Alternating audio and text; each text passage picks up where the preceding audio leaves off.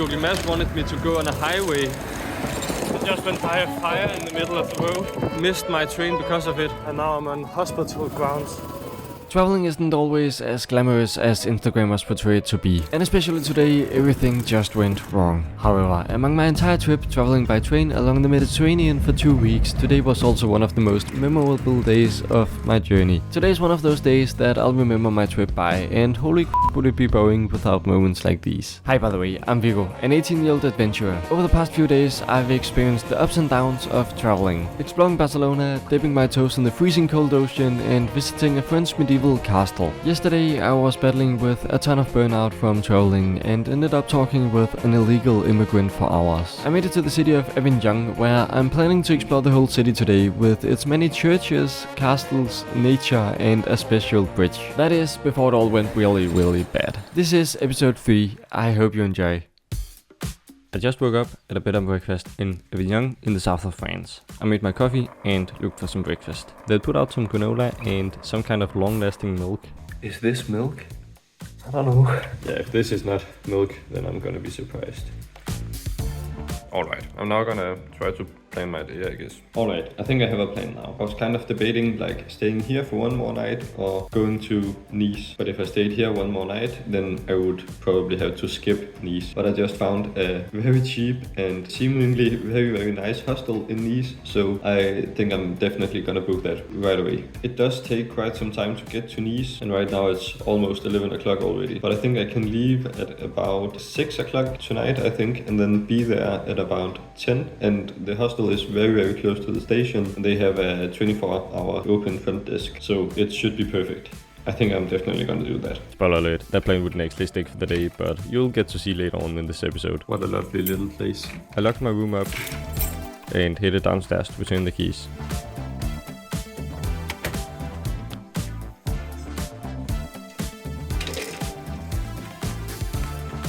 I passed back under the city walls with a plan to explore the old town.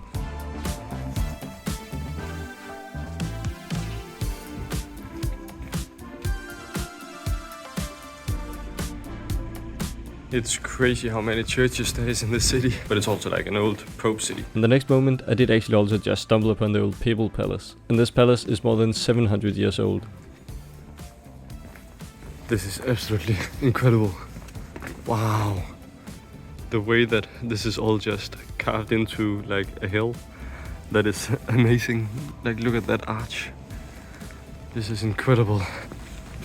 Wow. But when I say papal palace, you might say, well, the Pope has always been located in Rome, right? But at one point in 1309, the Pope wanted to escape the demands of Rome and moved the papacy to Avignon, where it continued for at least 67 years before somewhat and finally fully returning to Rome. After the French Revolution, the palace was both used as a military barrack and a prison.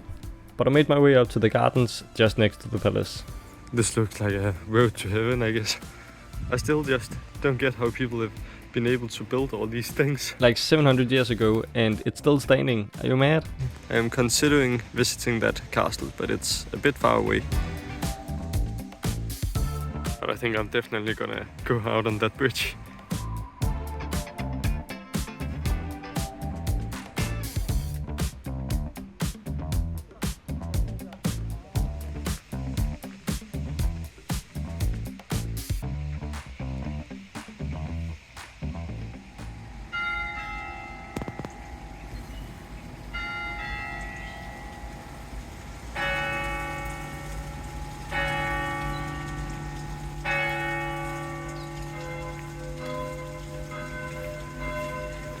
I made my way down to the cafe from yesterday, where I had a sandwich. I returned to the streets and decided to try and rent a bike. Let's see if I can figure this out. To acquire a bike, you had to get a physical key from this machine. What does that mean? But the machine wouldn't open. What is happening? Couldn't get it working, so I'm walking to the next one now. Luckily, it worked at the second machine, just 6 minutes away. But this little hiccup would only be the first of 2 incidences that I would have to encounter with this bike rental service today. Only next time would it be far worse and way more consequential for my trip. Alright, it's not an e-bike and it's not the best bike in the world, but it's alright. But just like that, I was off on a bike. I wanted to go out on this bridge that I saw earlier, which just ends halfway out the river. The bridge is part of a museum, so I had to buy a ticket to gain entry. Alright, I got a ticket now. Merci. Merci.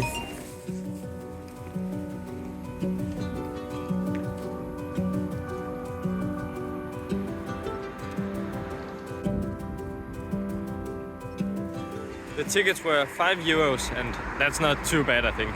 And I get a audio guide, which is kind of funny to listen to. There is a legend about the building of the bridge. A legend of... So from what I could tell from the audio guide, the legend goes that a shepherd whose name was Vincent had a vision from God that he should build this bridge. He experienced 18 miracles when building the bridge, and therefore a bridge building brotherhood was formed by wealthy patrons to fund the bridge. Well, but the guy died and he only got the bridge to this point, and then they just built a chapel for him there.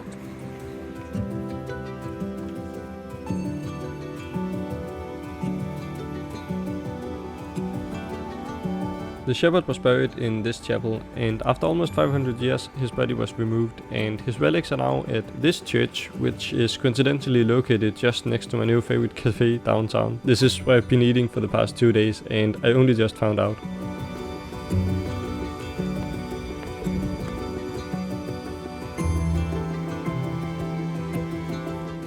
Well, this is quite a jump. Don't think I'm gonna make that.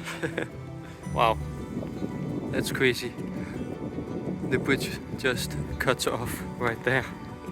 Even though the shepherd had died, the bridge was still completed 4 years after his death, after only 7 years of construction. But it quickly got destroyed because of all the water and some floods. So now it just looks like it's been cut in half. The bridge was actually destroyed and rebuilt many times from the river overflooding, but in the end they stopped rebuilding it, and today this is the only part of it still standing. This legend was most likely not completely true, but it's also a compelling story. Well, those €5 was definitely worth it, especially with this audio guide. It was actually quite interesting. It explained stuff like that there was once a brotherhood of the bridge and stuff like that.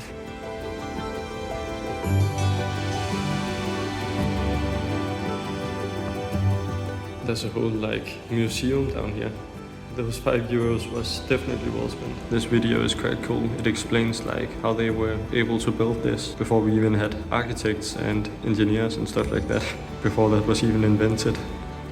This was such an interesting experience. So glad I went here. Alright.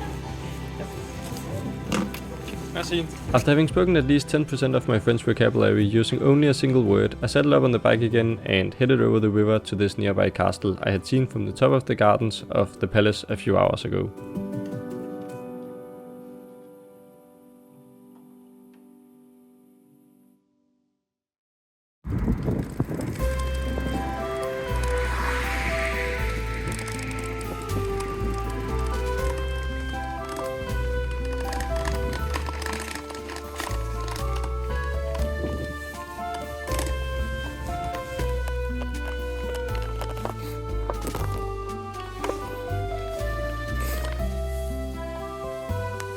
I made it up the steep hill which the castle was situated on top of, although with some struggle, but then I was instantly amazed by the view.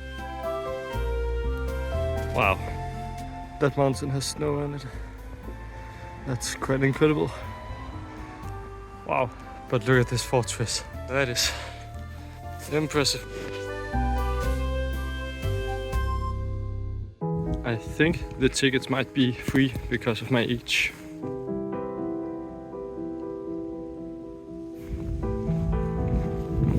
Yeah, it seems to be closed. Nope, that was only for the garden, I think. I don't know. But I got a ticket and I'm in now. Oh, and yeah, it was free. Wow.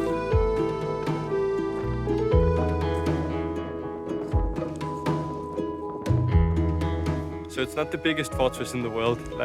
This is the front wall and this is the back of the castle. Wow, that's the dam that keeps the city from not overflowing. The city have had a lot of bad floods, but the last one was in the 50s. Wow, I really want to go up that mountain. I got recommended to go up there, but there's no public transport up there.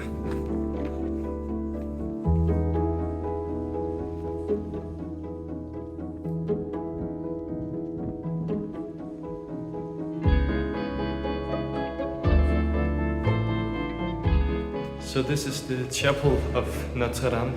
I still really have to Google what Notre Dame is, because this is like the third or fourth church with that name I've visited.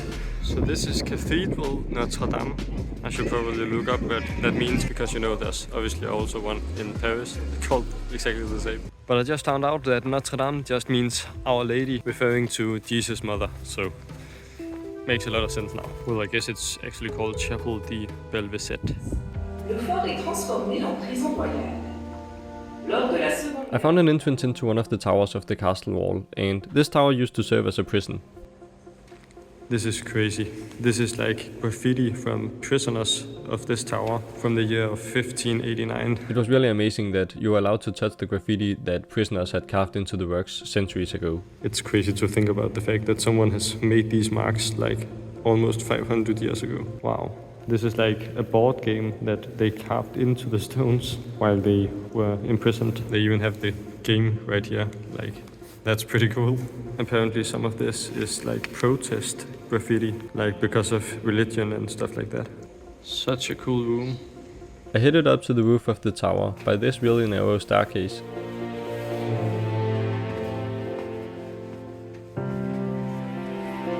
Wow, and this is like the top of that tower.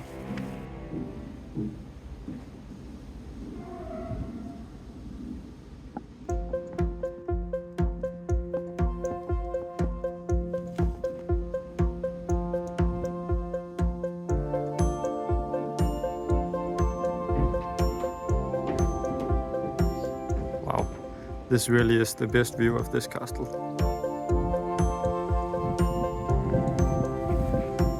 Sure hope this castle doesn't just collapse right now, just like the bridge. That is quite a distance down there. So it's just this part of the castle that you can't enter this time of year.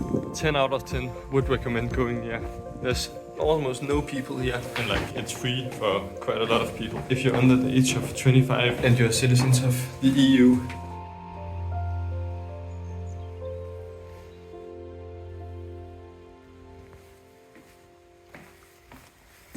Alright, I just found out that I'm actually in a little bit of a hurry, but I think I'll be able to make it to the station.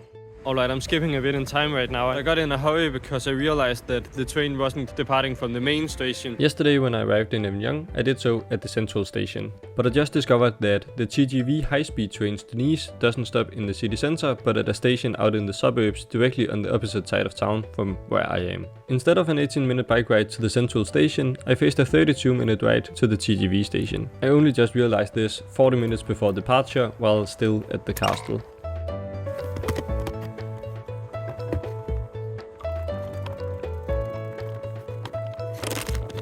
Alright. I biked across the whole city. It was just in the middle of rush hour, but when I arrived at the station I had 5 minutes to get to the train. The only thing I needed to do now was to return the bike and rush to the platform. But just like I experienced problems with the bike rental machine earlier, what is happening? This time it just kept showing error codes and wouldn't respond while the minutes rolled by and the train unfortunately departed. That is me right now. I had missed my train to Nice, and after 45 minutes of trying the machine, since this was the only machine at the station, I had no choice but to bike another 3 kilometers to a hospital with another rental machine. With just over an hour left before the last train departure of the day, I set off on the bike. But then Google Maps wanted me to go on a highway.